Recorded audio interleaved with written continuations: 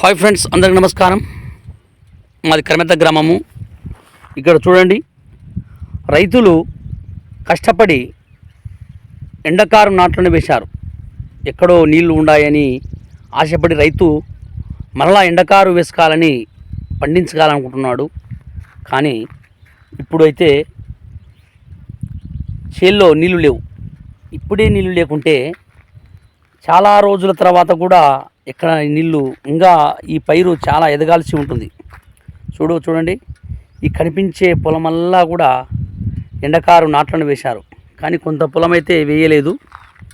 కొందరు భయపడి ఇక్కడ దిగువన ఉన్నటువంటి భూములందరూ కలిసి కూడా ఎగువ వేయలేదు.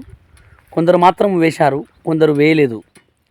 కానీ వేసిన వారి పరిస్థితి ఏ విధంగా ఉంటుందంటే, ఒక ఎకరాను ట్రాక్టర్ను బురదమడి కొట్టడం అయితే కానీ, ఇంకా ఏదైతే కానీ, నాటు వేయడం కానీ, మందుల కూలీలు కానీ ఎన్నో పెట్టాల్సి వస్తుంది. కానీ ఇది పండితే ఎండకారు పంట బాగా పండుతుంది. కానీ నీళ్లు లేకపోతే మాత్రం చాలా కష్టపరితంగా ఉంటుంది. చూడండి, ఇప్పుడే నీళ్లు లేవు. చూడండి, మాకు ఇక్కడ కనిపించే కాలువ మాకు పెద్ద కాలువ అంటారు. ఇదే చూడండి, పెద్ద కాలువలో నీళ్ళు చుక్క కూడా లేవు. సన్నగా జీల పారుతుంది. అది కనిపిస్తుందో లేదో తెలియదు, కానీ ఎండ పొద్దున వీడియో తీస్తున్నాను. చూడండి, సన్నగా జీల అంటే మన కుళాయి మోటారు 1 ఇంచి మోటార్ వాడుతుంది. పెద్ద కాలువ 1 ఇంచి నీళ్ళు వాడుతుంది. అంటే ఎంతోమంది ఆశపడి ఎన్నో వేల ఎకరాలను కరమెద్ద గ్రామంలో వేసుకున్నారు. కొందరైతే ఇక్కడ దిగువ ప్రాంతాలు అంటే నంద్యాల దావకు రస్తకు చాలా దూరంలో ఉన్నందుకు ఇక్కడ మాత్రం వేసుకోలేదు. కానీ అక్కడ పైన పొలం ఉంది, చాలామంది వేసుకున్నారు.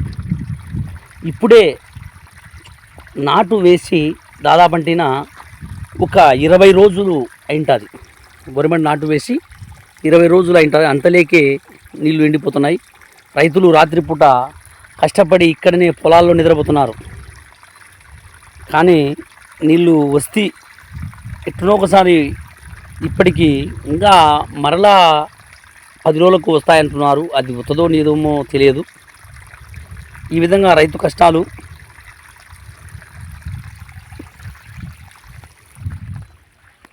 నీళ్ళు వచ్చి పండితే మాత్రము రైతుకు సంతోషమే. ఏదో గిట్టుబాటు ధర ఏడుకోసాడికి లేకపోయినా కానీ మనం పెట్టిన పెట్టుబడులన్నా కానీ వస్తాయి. ఇంత వరిగడ్డి చేతికి వస్తే పశువులకు మేతగా అవుతుంది.